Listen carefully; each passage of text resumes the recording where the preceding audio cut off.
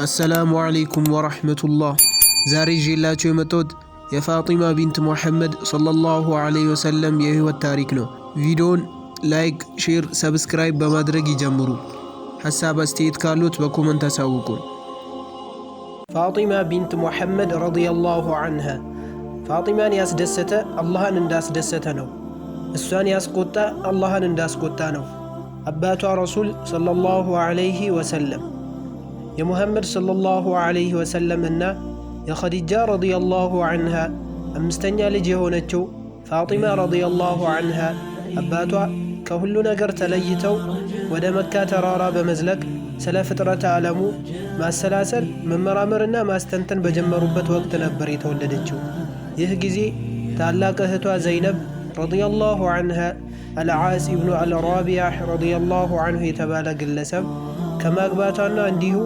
ركيانا أم كلثوم يا أباتاتشونا قوتيونون يا أبو لهب لجوج كما أقباتاتشو كدم ميلاد تنشوا فاطمة رضي الله عنها እህቶቿ አንዷ ከሌላኛው በመከተል ከባሎቻቸው ጋር ለመኖር ቤታቸውን እየለቀቁ ሲሄዱ ገና ጨቅላ ነበረች።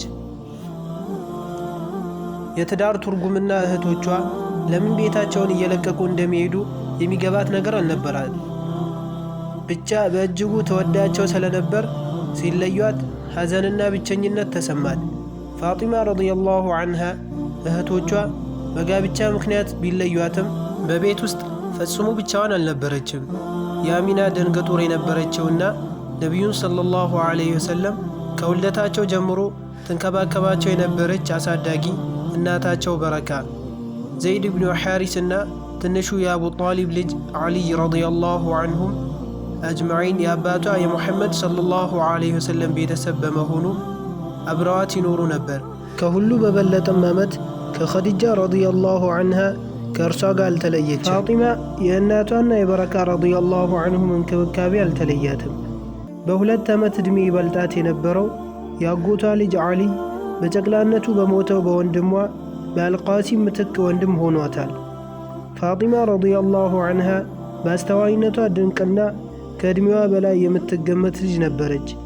የነቢዩ ሰለላሁ ዐለይሂ ወሰለም ተልእኮ የተጀመረው የኢስላም መልእክት ለቤተሰቦቻቸው በማስተዋወቅና መላው የቤተሰብ አባል አላህን ብቻ እንዲገዛ በማስተማር ሲሆን በዚህም ምክንያት ፋጢማ ረዲየላሁ ዐንሃ ገና የ5 ዓመት ልጅ እንደነበረች የአባቷን ነቢይነት ወሬ ከቤት ሰመች። የጥንካሬና የርህራሄ ተምሳሌት የነበረችው እናቷ ኸዲጃም ረዲየላሁ ዐንሃ የአባቷን ተግባር በተመለከተ በሚገባ አስረድታታለች።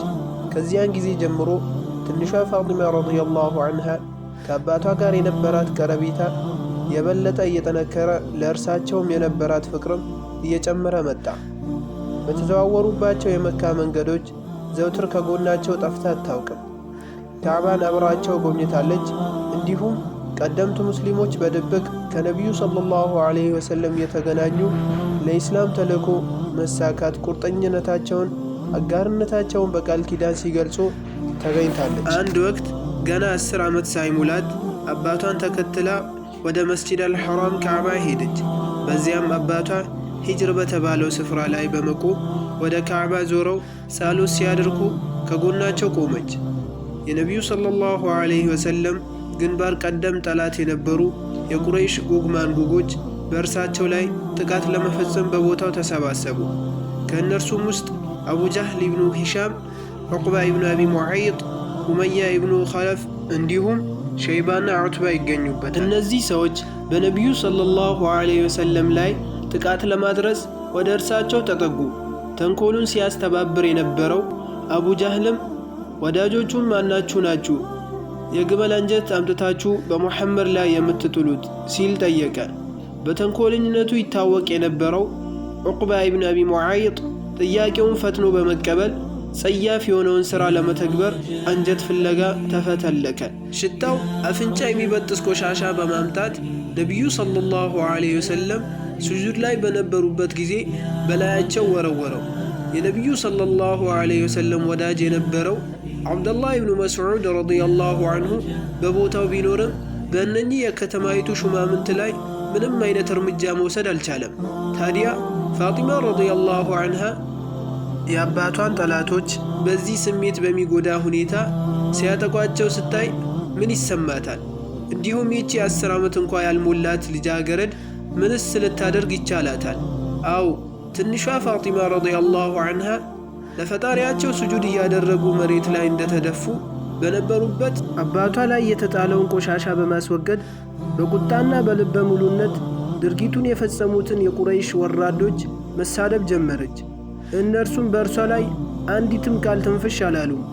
ታላቁ ነቢይም ሰለላሁ ዐለይሂ ወሰለም ከስጁዳቸው በመነሳት ሰላታቸውን ከጨረሱ በኋላ ጌታዬ ሆይ ቁረይሾችን የእጃቸውን ስጣቸው ሲሉ አላህን ለመኑ። ይህን እርግማን 3 ጊዜ ከደጋገሙ በኋላ በማስከተል እንዲህ አሉ። ዑትባን፣ ዑቅባን፣ አቡጃህልና ሸይባን የእጃቸውን ስጣቸው። እነዚህ ሁሉ ብዙም ሳይቆዩ በበድር ጦርነት ላይ ተገደሉ። በአንድ ወቅት ነቢዩ ሰለላሁ ዐለይሂ ወሰለም ፋጢማን ረዲየላሁ ዐንሃ አስከትለው ካዕባን በመዞር ላይ ሳሉ የቁረይሽ ወሮበሎች ከበቧቸው። በልብሳቸው ለማነቅ ተያያዟቸው። በዚህን ጊዜ ፋጢማ ረዲየላሁ ዐንሃ ሰዎች ለእርዳታ እንዲደርሱላቸው በእሪታ ተጣራች። ጩኸቱን የሰሙት አቡበከር ረዲየላሁ ዐንሁ በስፍራው ፈጥኖ በመድረስ ነቢዩን ሰለላሁ ዐለይሂ ወሰለም ለማስለቀቅ ቻሉ። በቁጣም ለመሆኑ አንድ ሰው ፈጣሪ አላህ ነው በማለቱ ትገድላላችሁን? በማለት ወቀሳ ሰነዘሩባቸው። ወሮበሎቹ ለአቡበከርም አልተመለሱም። ይልቁን ከጭንቅላታቸውና ከፊታቸው ላይ ደም እስኪፈስ ድረስ ደበደቧቸው። በአባቷና በቀደምት ሙስሊሞች ላይ እየተፈጸመ የነበረው አረመኔያዊ የቁረይሽ ነገር ጥቃት በታዳጊዋ ፋጢማ ረዲየላሁ ዐንሃ አእምሮ ውስጥ ልዩ ቦታ ነበረው።